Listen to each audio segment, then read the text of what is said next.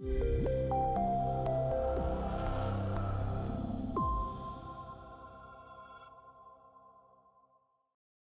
everyone, and welcome. Like Dr. Shroff said, thank you so much for joining us today. Welcome to Health Together, previously known as Maternal and Infant Health Canada's educational webinar series. Today's topic is going to be delving into speaking the unspeakable, stopping the unstoppable, obstetric violence and birth trauma with our esteemed speaker, Dr. Heather Mattner, who is joining us again, as Dr. Shroff mentioned, at the wee hours in the morning. So we're very blessed to have her on at this webinar. Before I introduce our speaker officially, I would like to start our webinar by introducing our group, Health Together, which is a global public health collaboration working to improve the health of women and children around the world while seeking equity-driven solutions to a more sustainable world. And we essentially have three very important pillars that we go by, and these include education, research, and innovation. We are made up of doctors, researchers, public health professionals, and traditional medicine practitioners from around the world, as well as us all being very eager learners, which is why we contribute and have these webinars to share such wonderful information around the world. If you would like to keep up with everything that is happening at Health Together, you have many ways. I have included these into the chat and I've just shared a bunch of links. These will directly take you to our Facebook page, our LinkedIn page, previous recorded webinars, as well as our email, which is a great way to connect with us directly. We host up to 6 webinars per year, and if you'd like to be on our email or WhatsApp list, then please send your WhatsApp number and email address to mecancares@gmail.com. Again, I have sent this in the chat, and I will be periodically sending these things throughout the webinar while Dr. Mattner is presenting, so feel free to check in then as well. We would also love your feedback after this webinar. As I mentioned, we host 6 a year, so there's always room for improvement and for us to be able to give you guys what you're looking for, what the audience is looking for. So it's just a great way for us to take in the feedback you're giving us. And this can be done through a very quick and short questionnaire, which I will be sending the link to.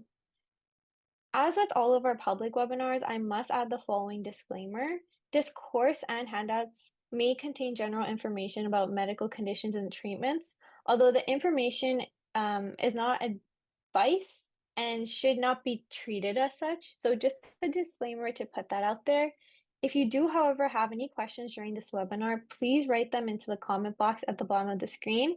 As the moderator, I will be monitoring them and I will ensure no question is left unanswered and goes unnoticed. We will capture the question and then ask them at the end of the lecture portion. And discussion is a very key component of our webinar, so don't be shy to share your thoughts. As was the previous and usual moderator or usual webinars go, I am the moderator for today as well. My name is Zoya. If you need to reach out to me or just send me a quick message through the chat box, please feel free to do so. I am zooming in from the ancestral and unceded lands of the Coast Salish peoples. And very importantly, we also have Dr. Farah Shroff, the founder and lead of Health Together, who is joining us today. So quick round of applause for her. Welcome, everybody. So happy that you're all here. Please do introduce yourselves in the chat. It's lovely, lovely to have so many of you here. And now jumping into the official introduction for our amazing speaker today, Dr. Heather Mattner. Dr. Heather Mattner is a perinatal health psychologist and midwife with an extensive background in maternal and infant healthcare, midwifery practice, research and education, models of practice development and review, perinatal mental health and well-being, perinatal Aboriginal health and well-being, and primary healthcare. Dr. Mattner has worked and lived in urban, regional, rural, and remote settings across Australia and New Guinea, Nepal, and Swaziland, holding university, government, non-government, private sector, and consultancy roles. She is an adjunct associate professor and an honorary clinical senior lecturer in the School of Psychology at the University of Adelaide. Heather has a private practice in perinatal psychology in the Adelaide Hills of South Australia, where she sees 80 to 90 clients a month from across Australia, many of whom have experienced perinatal trauma. Heather is also intensely committed to achieving the prevention of birth and perinatal trauma and is also involved in presenting workshops across Australia with a consumer advocate and human rights lawyer, educating maternity care professionals on better birth with consent. Heather has led the writing of a guideline for the prevention of birth trauma published by the Maternity Consumer Network of Australia. Now we know that was a lot of information to take in, but that should just speak volumes to how much Dr. Mattner has achieved and how wonderful of a guest she is to be on this webinar today. So without further ado, I would love to introduce officially our speaker for today, Dr. Heather Mattner. Round of applause as well. Thank you very much. Lovely, thank you. From me, good morning, everyone. Good, whatever it may be for you. Good afternoon or good evening. I'm currently, as you may be able to tell, sitting in the wee dark hours at 2:30 in the morning in South Australia. You already know who I am, so just to remind you of that. And also, if anyone is interested in contacting me, this is my email address, heathermatnerpsychologist@gmail.com. I do want to start by acknowledging that I live and work in the Perinatal lands. These are traditional owners of the land in South Australia, and I want to acknowledge their leaders, past, present and emerging. The Perinatal group are a very small group in South Australia and quite a unique group because South Australia is the driest state. They actually live in the hilly region of South Australia, which is actually one of the wettest areas, controversially or interestingly enough. I've got a map to show you just to help you to orientate yourselves to where I am. So this is Australia. You can see right down the bottom in here. Hopefully you can see the little ring I've drawn around Adelaide. That's the capital city of South Australia. We are known as the driest state in the driest continent of the world. And for your interest, because I talked to Farah and said what was the temperature there, for the last 3 days we have had the most extreme temperatures ever on record in South Australia, ever. So the temperature's been sitting on around about 45 degrees Celsius every day, going up to 50 degrees and plus every day. So it's been extraordinarily extreme. We are ever so grateful that we actually haven't had any bushfires in that time because it's a very high risk area, but it's been ridiculously hot, probably hotter maybe than some of you could ever conceive. So if you keep in mind that small area where that dot is, where the ring is, and then to give you more detail of that, so this is actually Adelaide itself, the city. So the city is, if you like, completely surrounded by a coastline. And then to the edge of it here are the Adelaide Hills. There we can see a little ring. That's where I both live and work. So it's a very beautiful area, and I feel very blessed to be able to live and work so close to home. But at the same time, I do see people from all across Australia. This is not a doctored slide. This is actually the reality of what's very close to me. This is a Mount Lofty garden. And this is actually what they do look like in autumn. They're very stunning, extremely beautiful. It's not autumn at the moment, and it doesn't look like that now because of the heat we've had. Unfortunately, probably a lot of the trees would be very stressed. And this is a picture of my backyard, literally. And this is what it looks like when the sun is going down and hits the trees in the late afternoon. These things are called stringy barks. They're quite and smaller bushes that grow down underneath. So I hope that gives you some orientation of where I am, where I live, and what's happening on that side of the world. Just a couple of things to share with you for the sake of purely convenience and ease of communication. I will be using the word woman and women. I acknowledge fully inclusivity and diversity with all respectfulness. It's just easy for the sake of the presentation to say that rather than birthing people, birthing persons or whatever. I don't do that for any reason of exclusivity. A little about my work. I think probably this has already been explained. As Zoya said, yes, I see approximately 80 to 90 people a month. Most of them are women, but I do also see maternity health professionals. I do see partners and family. At any one time in any month, all of those clients will have experienced trauma, unfortunately.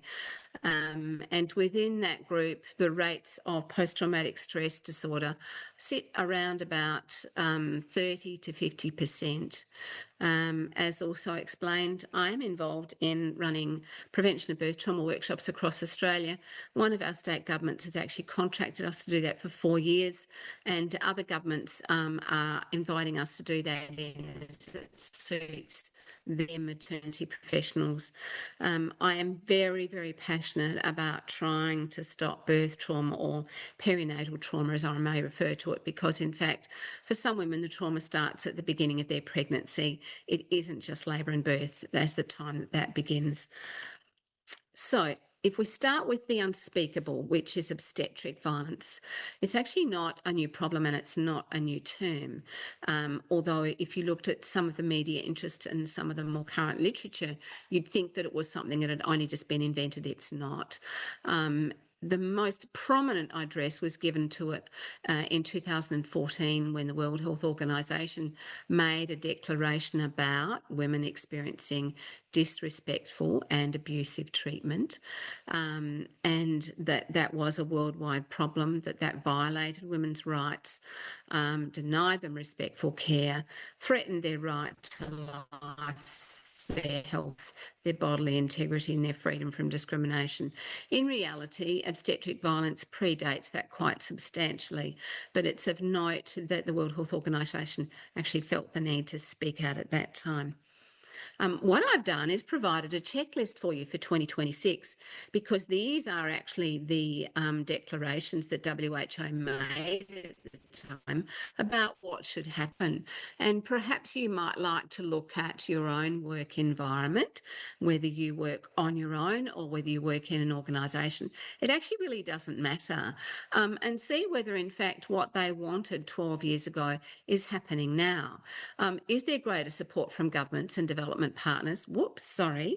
Now I need to go back. Whoops. There we go. Sorry.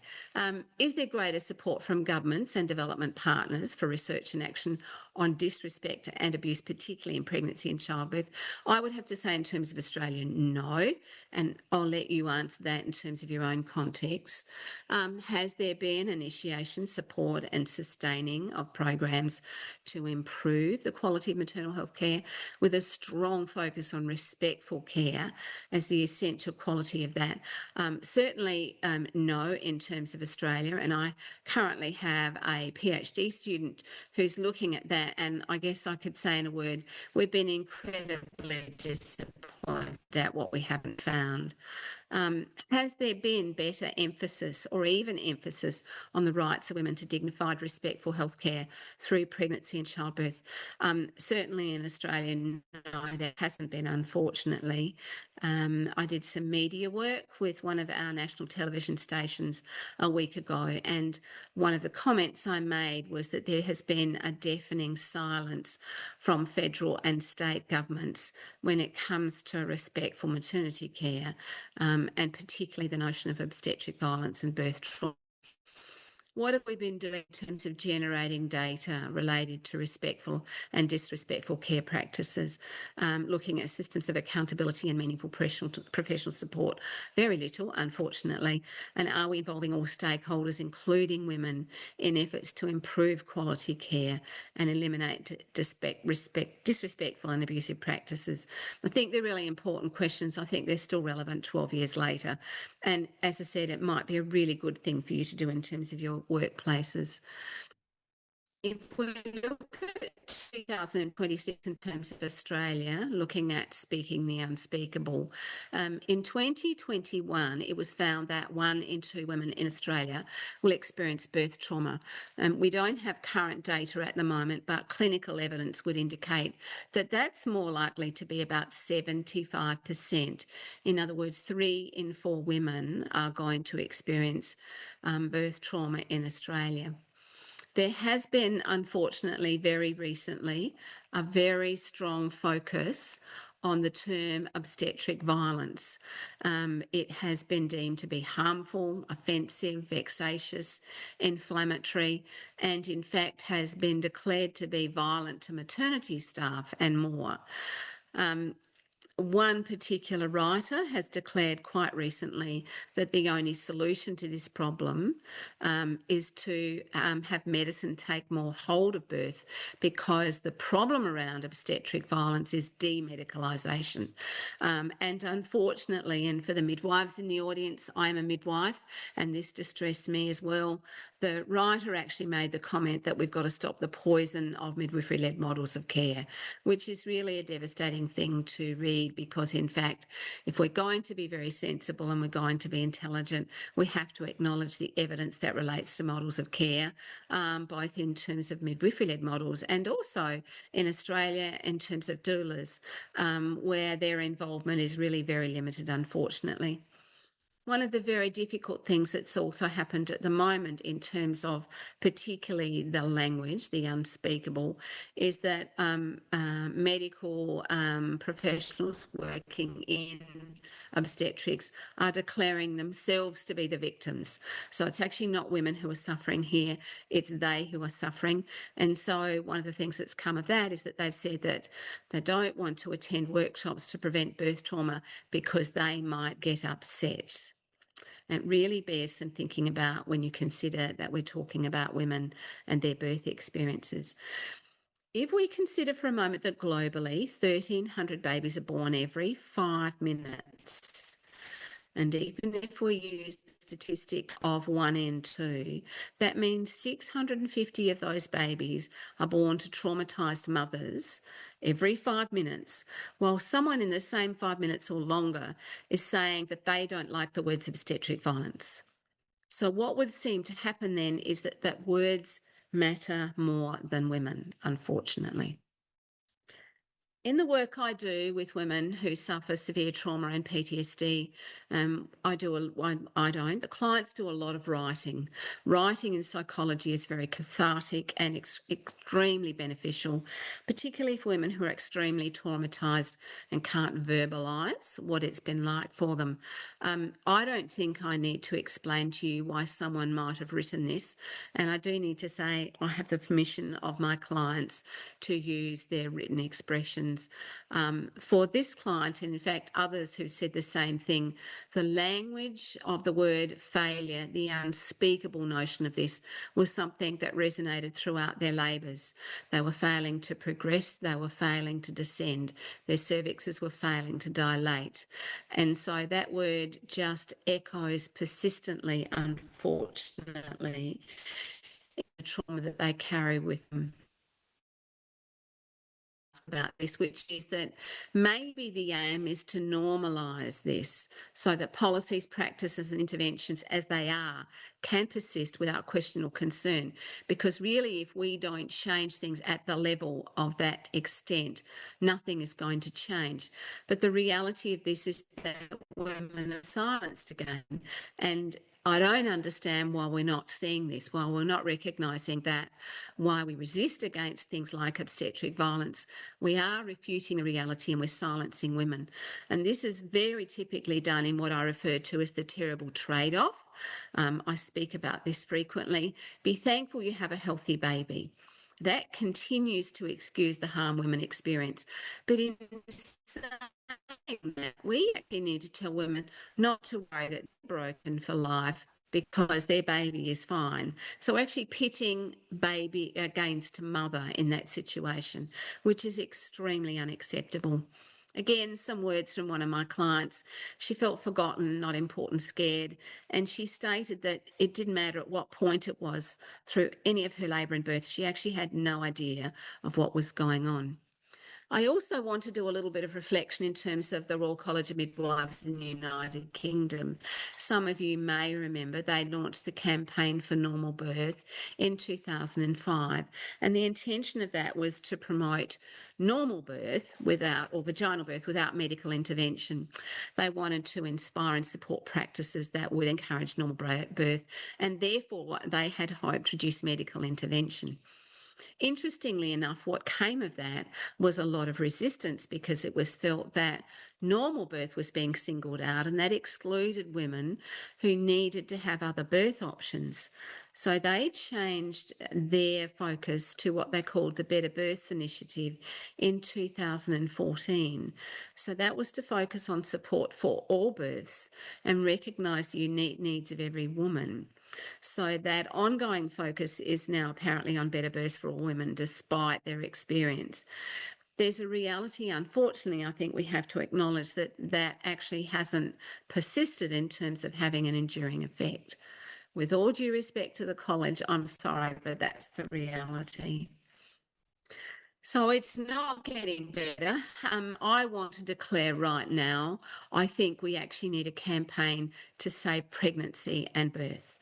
Regardless of mode of birth, I think this is an urgent global need because we have to save women from the lifelong trauma that they're experiencing just because they want to have a baby. If we look at the unstoppable and stopping the unstoppable, we're talking about birth trauma now.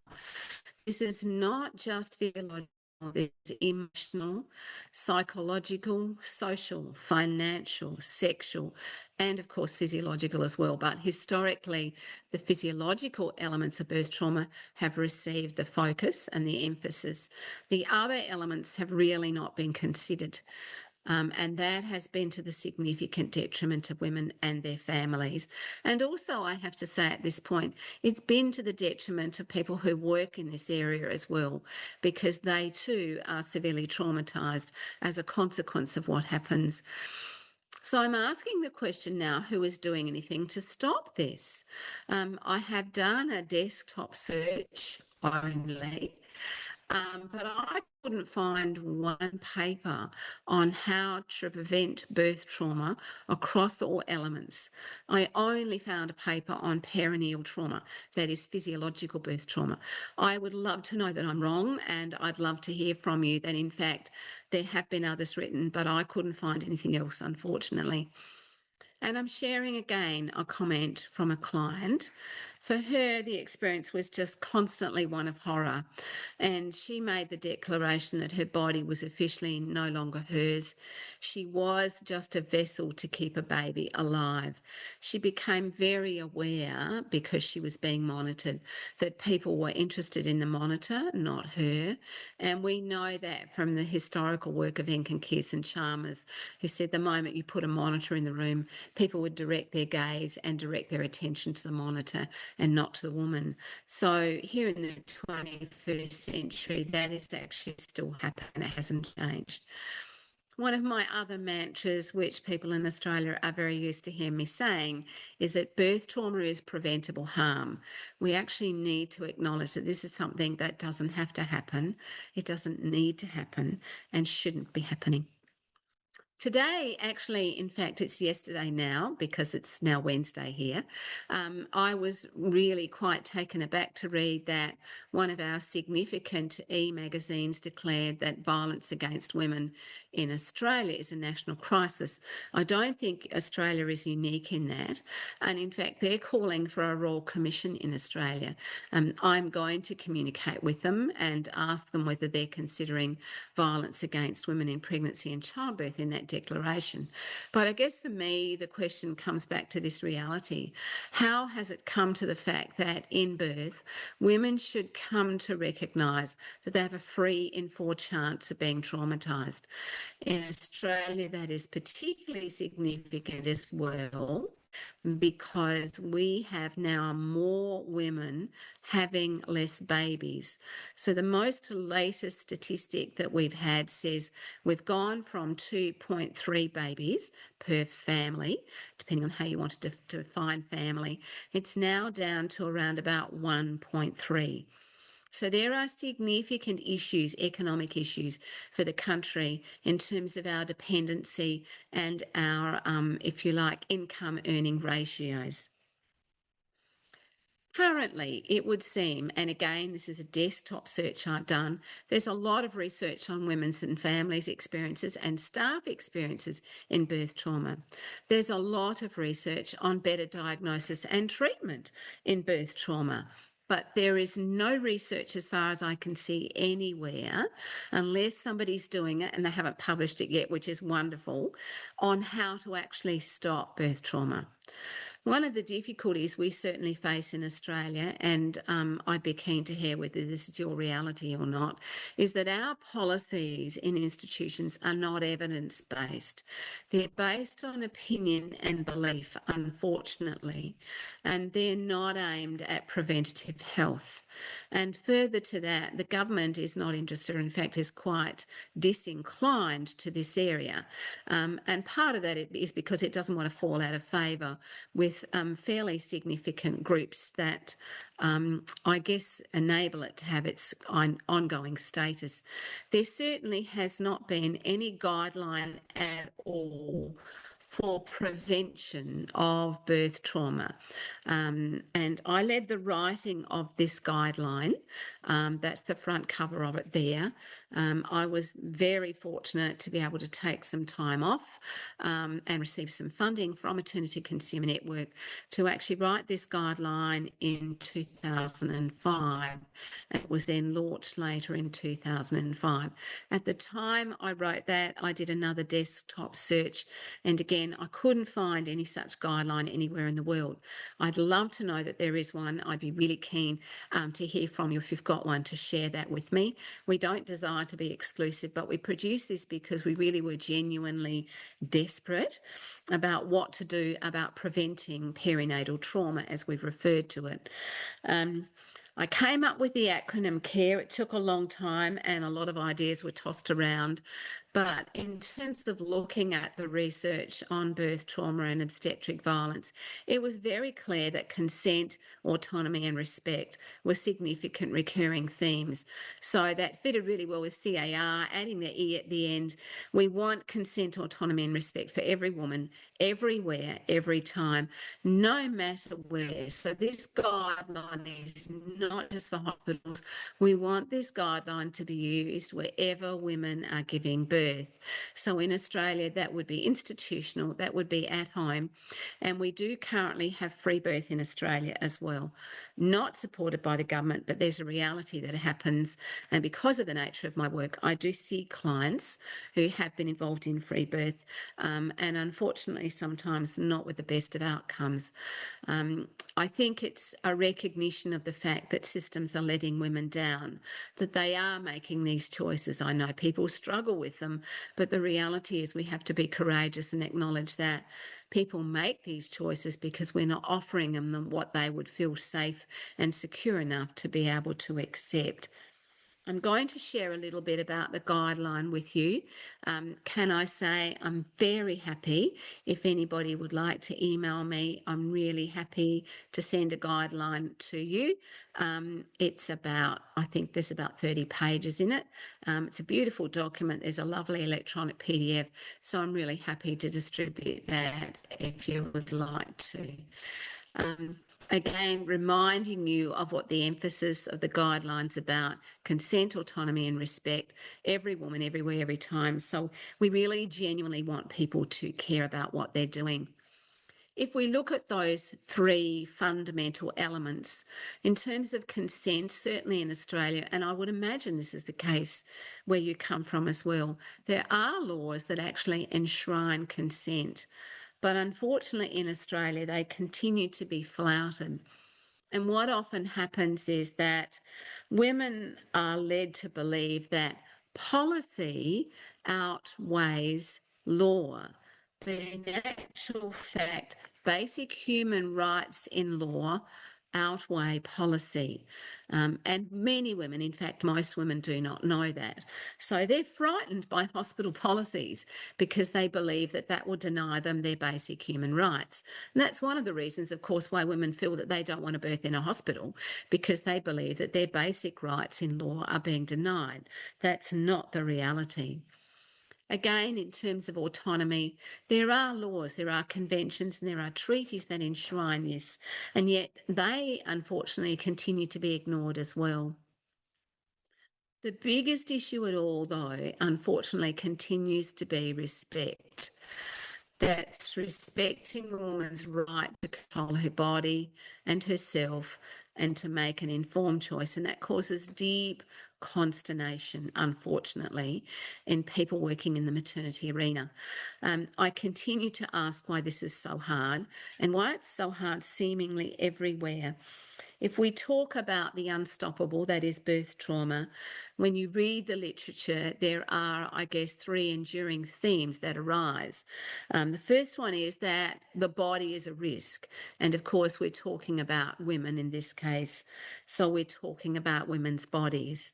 The second element is that birth is dangerous. And the third element is that some bodies are more risky than other bodies. And so women therefore see that as being definitively led against them and aimed against them. And that means that they are going to make choices that often we don't like because they're based in fear, they're based in dread, and they're based in uncertainty. This is one of the pages in our document. This is very early on in the document, and I'll read it in case you can't see it. I hope you can. It says, first of all, that you must care, and that obstetric violence is a significant ongoing threat to the psychological and physiological well-being of every woman and their families in Australia, and we acknowledge globally. Every woman is entitled to safe, respectful, dignified maternity care in Australia as a basic human right, everywhere, every time. Can I say, though, that when I go into the local fruit shop, because I'm a vegetarian, buying fruit and vegetables are really important to me, I actually receive respectful and dignified treatment when I'm there. I feel important and I feel valued. So in asking for this, we're actually not asking for anything extreme or weird or unusual. We're asking for something that really should be happening every day, in commonplace, in reality, all the time. These are, in Australia, the 7 major human rights treaties that we are party to. Now, I don't know whether they relate to all of you in your countries, but we felt if we were going to produce a document that actually identifies how we can prevent trauma, we wanted women to know what the Australian government has in terms of treaties. So there's the International Covenant on Civil and Political Rights, the International Covenant on Economic, Social and Cultural Rights, the Convention Against Torture, and other cruel, inhuman or degrading treatment or punishment, the Convention on the Rights of the Child, the International Convention on Elimination of all forms of racial discrimination, Convention on the Elimination of all forms of discrimination against women, and the Convention on the Rights of Persons with Disabilities. Now, this document we want to be read by all health professionals. We want to be read by women. So we put QR codes in the document that immediately take people to those treaties because we want them to be read and we want them to be understood. We want them to be respected as well. We're very fortunate in Australia in that last year our federal government legislated 7 national principles to address coercive control. Unfortunately, the reasons for that are that we do have a significant rate of domestic violence in this country. I sought permission to use those principles in terms of our document and maternity care. So each of these principles have been applied. We want a shared understanding of and respect for prevention of coercive control against every woman in maternity care, a shared understanding of the traumatic and pervasive impacts of coercive control on every woman in maternity care. So particularly what trauma does to women and their families. Again, a shared woman-centred approach to mediate against coercive control, a shared understanding of the social and psychological significance and impacts of coercive control against every woman, her baby, family and maternity care, a shared understanding of embedding lived experience of coercive control for every woman in maternity care. And I do know that people don't ask women if they've had experiences of coercive control, unfortunately. And that's information that is very important in understanding why a woman might experience trauma in the way she does. Very importantly, coordinated approaches across prevention, early intervention, response, recovery and healing that identify coercive control for every woman and mean that we could respond to this immediately. And then embedding of these national principles in policy and guideline responses in institutions, which doesn't happen at the moment. In Australia, we have a very unique situation where at all times the woman is the only person with the authority and responsibility to decide for herself and her unborn baby under the legal principles of equality and equity in Australian law. And again, we have provided QR codes for people so they can read those principles immediately. This is just one page in the document to give you an idea of the kinds of things that we are trying to identify that we believe will truly prevent obstetric violence and birth trauma. So looking at the things that we're wanting, and these are not extreme, that as a health professional you will always listen, that you'll regard every woman with respect, dignity and integrity, that you'll be polite, sensitive and attentive to every woman, that you'll be truthful at all times, that you'll take the perspective of every woman, of every woman into your consciousness, that you'll remember how it will be for women when they go home and live the rest of their lives with the experience that you were involved in. That there is careful document of women's unique circumstances that can enable us to prevent perinatal trauma. And that most importantly, you won't be hostile or angry. You won't threaten or frighten. You won't use coercion or vindication. You won't manipulate or deceive. You won't be elitist or prejudicial. Because if you don't care, remember that every woman you're involved with will never forget you. I take great joy in meeting women who I haven't seen for a long time, who do remember me because as a midwife I was involved in their labour and birth, and will say how lovely it was that I was involved. Just that one small acknowledgement helps me to remember that I worked really hard to give someone a good experience, and thankfully that was their reality. This is the last page of our document, saying to people that if you genuinely care about every woman, everywhere, every time, when you are involved with them, it actually won't be challenging for you. There's nothing in this document that's difficult. There's nothing in the document that's extreme. Every woman who's seeking maternity care is there for herself and her experience, not yours. Women come to us for support, for guidance and care, and in turn should expect no less than our complete professional respect for their autonomy, for their legal rights, their liberty and their dignity. What that means quite simply is that every woman will benefit and actually will never be harmed. That rights, not restrictions, are the focus on all times. And that's a significant issue in Australia, where women are frequently punished with denial of rights and imposition of restrictions when people don't like the choices that they're making.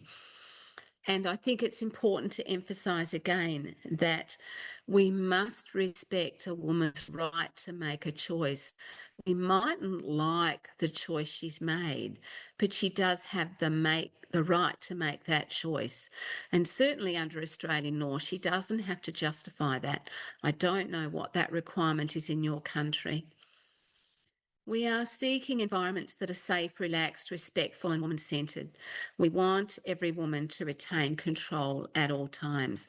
And I guess it seems very blunt, but I think it's a reality. If you don't care about that, then maybe it's time to think about working somewhere else. There's an absolute reality that when women come to us seeking support in maternity care, they honour us with their presence. And it should be our privilege to provide their care without prejudice. So, as I've said, you might like to consider this guideline in your practice. Please let me know if you'd like to. We'd love to help working with you in adapting it to your context, because we'd really like to see that at least there's something that could be implemented globally that might be able to prevent birth trauma and obstetric violence. And maybe somebody might like to do some research and take it from being a guideline to an evidence-based process. I want to go back to what I said earlier. We need a campaign to save pregnancy and birth urgently, and in doing so, to save women from lifelong trauma. So that means that we really, really need to stop bickering about terms, not place our needs and belief above women, but actually have the courage to say enough is enough. And from now on, we, you are going to be different, or we're going to do something else. We need to respect and accept the choices that women have the right to make, not to judge them. I think it was in 2011 that Michelle O'Donnell said, to change the world, first we must change the way of birth. I'm saying that I think we have to change the world by changing the regard women who are pregnant, not just the way of birth, but women who are pregnant from that very beginning point. And that change has to come from the top of government all the way down with genuine respect and absolute care. Some really simple words to finish with that just don't seem to find their place in maternity care nearly enough: kindness, humanity, dignity, safety, security, autonomy, and respect. How do we embed these words in systems, governments, models of care, communities, and individuals? Because they should be part of our vernacular. Again, I've shared a comment with one of my clients who said that for her experience was just one of complete panic, constantly feeling terrified like a child and a bad mother, just because she wanted to have a baby. I do want to just do a tiny bit of a reminder for people. Maybe you don't go that far back. I don't necessarily either. However, it was an obstetrician who first wrote about birth without violence. That was Frederick Le Boyer. And this book was written in 1972. That's over 50 years ago. So this is not new, but we really, really do have to decide that enough is enough. We really, really do have to decide that it's actually time to do something about stopping it. We've got technology, we've got AI, we've got research, we've got evidence, we've got money, we've got people, and yet we cannot assure women that they are not going to be harmed because they want to have a baby. That says there's really something not right with what's happening in maternity care globally. I want to finish with the words of Jane Goodall, remarkable woman. I have the greatest of admiration for her. And she made this comment that's relevant to all of us. Let us develop respect for all living things. Let us try to replace violence and intolerance with understanding and compassion and love. And I'll finish there. Thank you.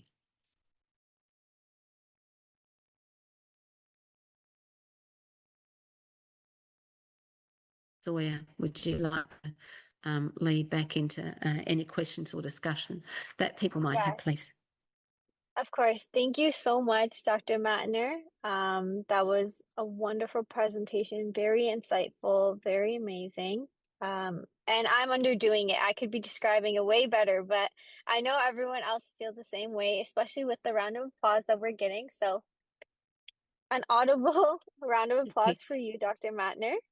thank you. So I would also like to extend a very big thank you to our webinar and social media team for the work that they did in organizing and promoting this event, and the Healthy Seminars for donating their platform to allow us to host once again, and for allowing Dr. Heather Mattner to host as well. So now I would like to open up the floor for anyone who has questions for Dr. Mattner, any inquiries. I know there was some discussion in the chat about your email, Dr. Mattner, about reaching out to you. So Hmm. if you would like to share that, that would be great. I think a lot of people are wanting to connect with you via email. And yeah, Hmm. I think if someone wants to raise their hand, you can also feel free to do that.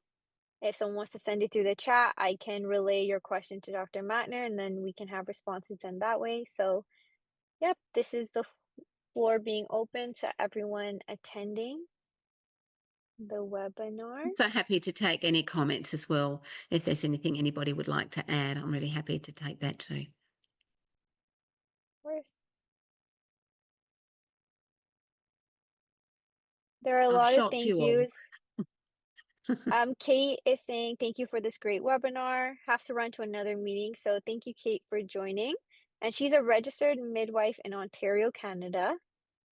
Sienna also says thank you. Barry Malik.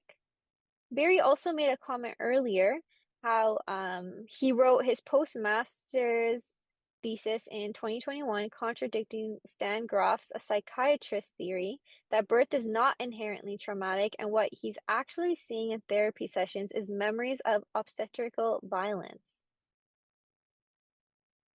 Yes, that doesn't surprise me at all. That's a thesis I'd love to read if I could. Of course.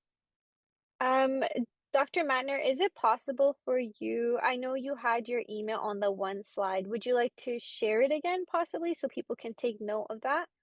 Or if you want to Yeah. just say it out loud and I can type it out.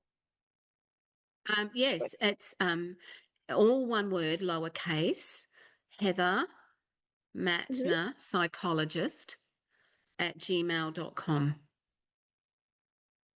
Okay, I'll send that through to the chat.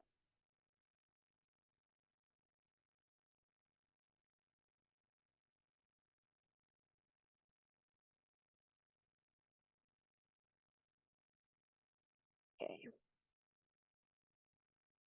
That's correct. Yes, thank you. Okay, no worries.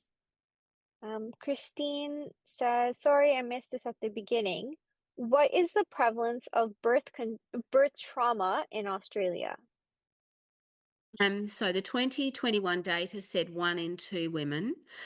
Current clinical evidence would say that it's around about 3 to 4 women, 3 in 4 women. So it sits at around about, we think, 60 to 75%. And we think, well, we know the rates of PTSD are at about 30%, but likely to be more. What's interesting about that is that now means that our significant perinatal mental health problem in Australia is not PND, perinatal anxiety and depression. It's actually PTSD. The PTSD rates are now exceeding the PND rates.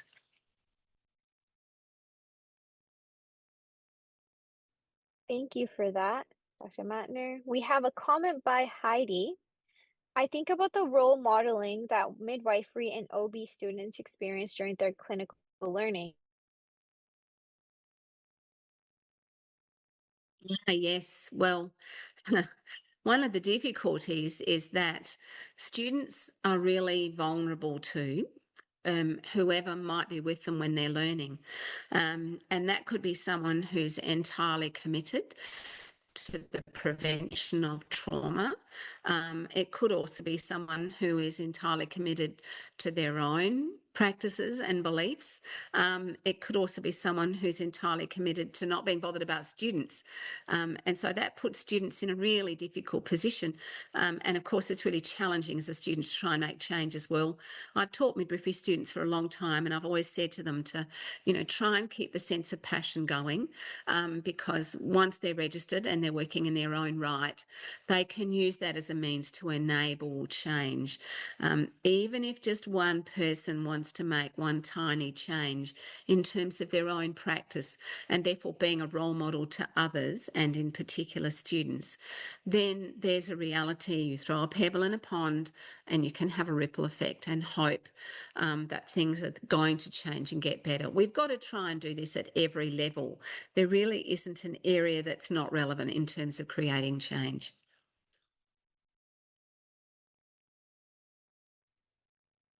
Thank you again for the response, Dr. Matner. We have one from Dr. Shilpa. She says hello and is a public Hello. health researcher from Mumbai, India. Please Mhm. comment about challenges related to respectful maternal care in public sector versus private sector, where care has a different definition. Ah, So that's a really interesting one, because certainly in the private sector, women are paying for what they assume will be better care. There's certainly no evidence in Australia that shows that a woman would receive or experience less birth trauma because she's in the private sector. And so we can't differentiate in that respect. There is a reality, though, if someone is paying for their own private care, they have, we would hope, a greater chance of being able to guide or direct that care, because instead of an institution or an organisation being responsive, it's really only one person. That, of course, means that the person that they're paying for their care is hopefully listening to them and being respectful for what they want. However, certainly in Australia, in the private sector, caesarean section rates in some hospitals can be anything up to 90%. Now, that either means that anthropomorphically in Australia, women have changed and therefore can no longer give birth in the private sector and need to have caesarean sections, or it means that women are asking for more caesarean sections, and in fact, we know that they're not. And so paying for better care doesn't necessarily mean women are going to have a better outcome. In the public sector, you should, in theory, have a better opportunity when you've got multidisciplinary teams to be able to listen to women and respect them and be able to accommodate to what they're requesting. However, I also know there's the contradiction of clearly there's many more women accessing care through public facilities, and that might mean that there's less capacity to be able to provide for their needs. I'm going to be really blunt and say I don't think that should be a reality. I think we're really fortunate, we're really privileged to work as health professionals. And so, one of our mandates should be that every woman who comes to us is benefited because of the care that they receive. So, yes, there are great differences in private and public, but they're not always beneficial to women, unfortunately. And that differentiation in care often plays out more in that, please don't laugh if you haven't heard of this before, it might mean that in your private room you'll get a glass of wine with your meals, which you wouldn't do in the public sector. So, that differentiation is actually not working to enhance or help women in terms of their choices. And many women don't realise that until they've experienced it, and then will often come back and go, if I'd known, I wouldn't have made that choice. Thank you, Dr. Matner. Nikita sent a question. So it Yes. is any guess? I think this might be related to the question you answered previous to the one you just responded to. However, it states, any Right. guess why the rates are so high? What is causing women the most trauma? At a purely individualistic level, but it's a repeated issue, women will say again and again that they're not being listened to, that they're not being noticed, that they're not being regarded. And what that amounts to, of course, is they're not being respected. That they are being required to do as they are told, and they are constantly denied their sense of control. There's a lot of leveraging that goes on in Australia, unfortunately, where women, in fact, will be reminded that the choice they're making could lead to the death of their baby. And so there's no free will choice for a woman when someone's saying to her, if you do this, your baby will die. Now, that's also not a way in which you engage in informed choice. You should be providing information to a woman. She then has the right to say she agrees and consents, or she disagrees and refuses. But both of those options are valid. And what we've also got to learn to do is respect both of those options. And this is a lot of the work that we do in our workshops, helping maternity professionals to understand that consent is a valid option for a woman. And we've actually got to respect her right to choose, and whatever choice she makes, we've got to respect. Thank you. I believe Beverly now has their hand raised, so take the floor. Thank you very much. And Heather, thank you so much for your talk. It is so important today and very welcome. I'm also working in this field, so I respect very much what you've been saying. But I wanted to just make one comment, just to put it in a bit of context. My daughter and I have written a book together on birth abuse. It's actually called Birth Care, with the care crossed out and replaced with the word abuse. And that's the issue I want to raise with you, that we talk about perinatal care or pregnancy care or birth care, and that's really an oxymoron. We perhaps should be calling it birth treatment or birth procedures, but care isn't always the most appropriate title for it, which is how we got to the title of our book. And while I love your acronym, and it certainly works with the title of your document and your guidelines, it raises a question for me. And I just thought you might want to think about that. Our book is currently in press at the moment. It will be out in the next couple of months. Thank you. I agree entirely with everything you've said. And in using the word care, I guess we chose to use it as an acronym rather than the word care in its own right, hence the stops between each of the letters CARE. What we to focus on is consent, autonomy and respect. Every woman, everywhere, every time. I take your point entirely, and we acknowledge that as well, but I guess we've also written this document in the hope that things might change and people therefore might want to start to care, because when they look at it under the, I guess, the definition of the way we've done it, that the right to consent, the right to autonomy and the right to respect are so basic and so fundamental to being a human being. But yes, I do acknowledge everything you've said, and it was a bit of a struggle when I came up with it myself, but then I thought we really are wanting to try and do something to take this document on, not just sit with it in the here and now. You know, maybe we could do something together in the future. I'd love to, thank you. And yes, I totally accept that birth care or pregnancy care, perinatal care is the standard phraseology about this. But it's one of those words that I challenge all the time. And that maybe it just makes us think again. So thank you. I totally agree with that. And it would be lovely to be in touch. Thank you. Bye. Thank you. Now, I don't think we have any questions in the comments, but we do have some comments. So by Andrew, we have, in efforts to get average obstetrical care providers on board, it may be useful to distinguish between disrespectful care and obstetrical violence. The difference is more than semantics, and grouping them together engenders pushback.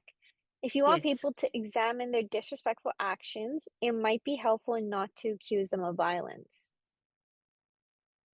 Look, this is a struggle that sits in terms of the language in Australia, and I acknowledge that. And I need to say, I've worked with some remarkable obstetricians over my time as a midwife, and it's been my greatest privilege to do that. We don't actually collect any data at all in terms of professional differentiation. So that, for a start, is problematic. The whole area of data collection here is very poorly done. I would like to see professional groups being able to provide far better evidence of what they're doing in terms of their roles, and therefore being able to identify what it is that they're achieving in care is and isn't abusive. I do need to say, and I say this for all the workshops that we run as well, the word obstetrics that ends with the X, not CX, actually relates to the Latin word for midwife. I don't have a problem with it at all. It doesn't bother me. But of course, the modern version of the word relates to a branch of medical practice. And I get that that's why people are upset. But I guess in the same way, I'm saying, can we please not focus on the terminology?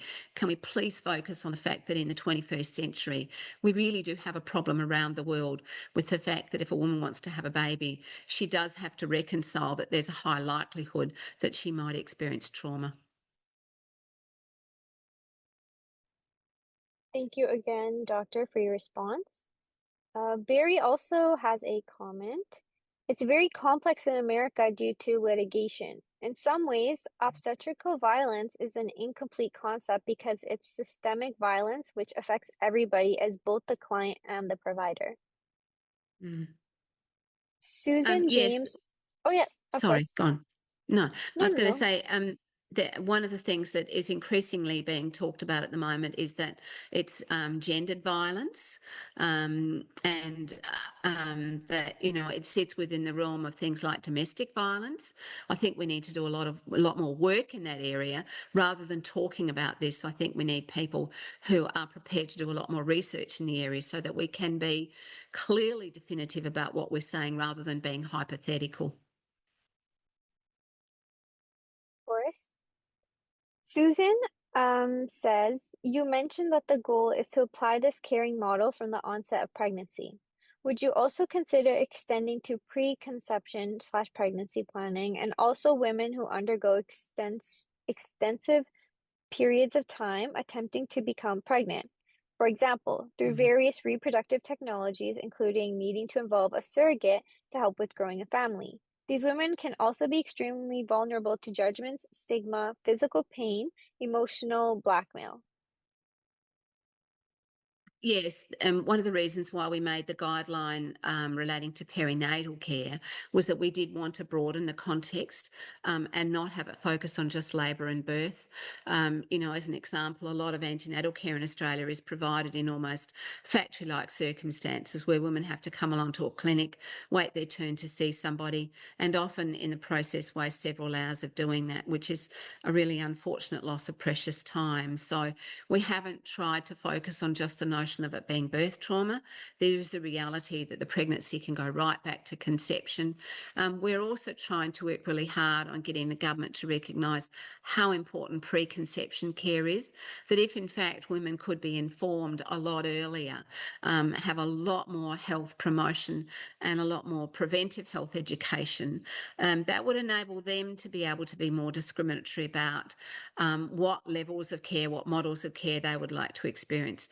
And yes, most definitely, I do know as a perinatal psychologist that for women having to find their way through the plethora of challenges in terms of reproductive technology and then choices that sit alongside of that in terms of surrogacy, there are unfortunately often circumstances in which they're being traumatised as well. So it's a very big problem.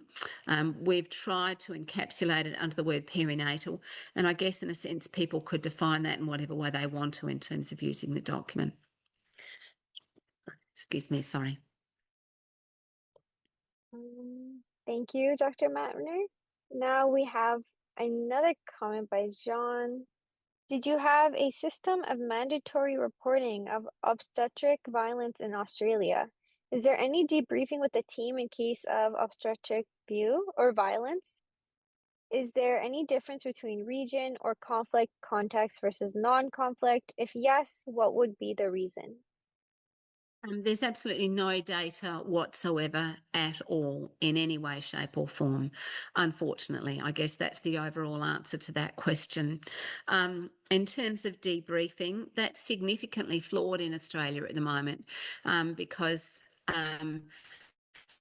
people are requiring, I should say, women to return to a hospital to debrief if they've had to or had a traumatic birth experience. Now, we do know in terms of psychological evidence that returning to the place of trauma to debrief on it is an absolute no-no. That actually heightens trauma, unfortunately.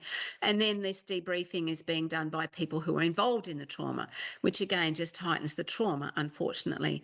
So we are asking staff not to debrief women.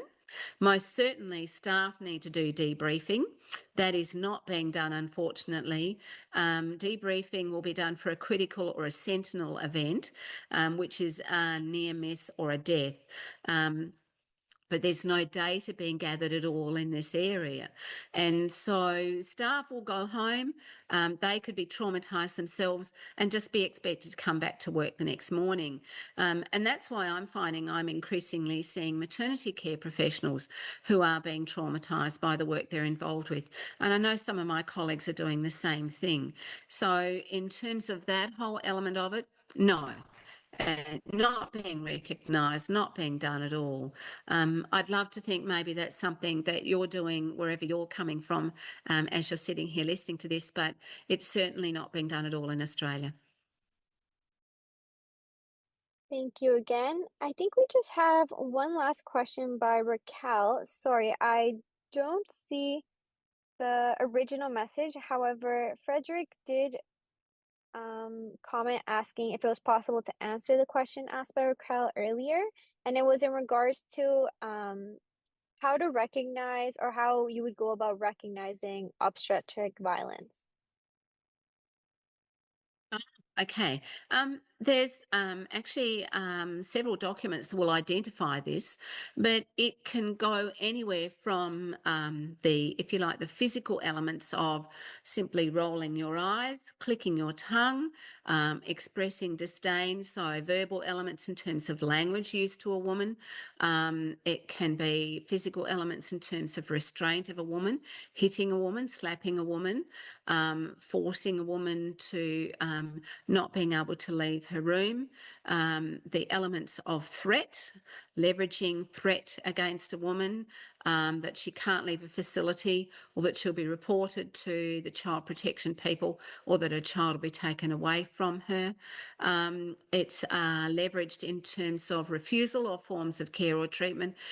We've actually just had a significant situation here in one of the states of Australia where a woman was told that she wasn't behaving appropriately and her choices were not appropriate, and therefore she was being refused admission to the birth suite. So a lot of language around this, a lot of physical elements around this, but then a lot of psychological elements, telling women that if they don't make the choice that's being put to them, then their baby will die. So you've got massive domains in which this can happen. There really probably isn't much that would be excluded, and that's one of the things we've got to recognise. If you looked at domestic violence or family violence, it's social, emotional, psychological, physiological, and it's sexual and financial, I should say, as well. Thank you so much, Dr. Mattner. I don't think we have any more questions or comments.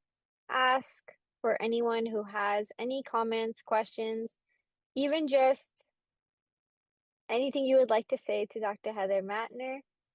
If you do feel like you want to connect later on or something comes up along the way or about Dr. Mattner's organization, feel free to send her an email. I'm sure she's more than open to connecting with you. I have, again, just in the comments, attached our Health Together information as well as Dr. Mattner's email. So please feel free to connect with her via that. In addition to that, if there are no questions, yes, we are getting a bunch of thank yous, Dr. Mattner. Again, another round of applause. Thank you to Dr. everybody Schultz. who's listened. I'm really grateful. I didn't like the thought of sitting here at 2:30 in the morning and talking to myself. So thank you very much for coming. Of course. Thank you so much for the presentation. Tejveer, Shilpa, Heidi, everyone says thank you. Thank you. Raquel, Parker, just trying to say everyone's name so you know that there's a very big audience watching you today. We really appreciate you coming out. Thank you. I Thank have you. also enjoyed moderating your presentation a lot. It was really amazing. Just a message out to everyone. We would also love to hear your feedback. I know this seems a bit redundant and a bit repetitive, but again, Held Together only gets the chance to host 6 webinars per year. So hearing back from you and you being able to fill out the questionnaire, and feel free to talk or mention Dr. Mattner's presentation as well. You can send that through to us through any questions and something else you would like to see with our webinars here at Health Together. Dr. Mattner, just one last call. If you'd like to make any more comments, anything else you'd like to share, please feel free to do so now. Just thank you to everybody. The mere fact that you've taken the time to listen, I find incredibly inspiring, and I'm extremely grateful. I do hope that maybe even just one portion of that is helpful for you, perhaps inspires you to think about changing what you're doing when you're working with women. That makes it all so worthwhile. So thank you very much. And now I'm looking forward to going to bed. Thank you. I would like to extend a big thank you to our webinar and again, social media team for the work organizing and promoting this event, and to the fabulous Healthy Seminars for donating their platform to host us once again.